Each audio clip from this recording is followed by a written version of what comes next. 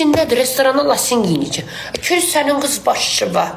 Salla, salla, salla, salla, lay, lay, lay, lay, lay. Lay, lay, lay, lay, lay. Lasin nədir?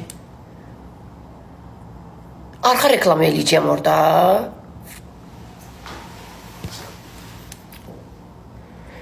Levi'sin şalvarı qəşəngdir. Levi'sin şalvarını hardan tapım ay baby? Burada Levi's var.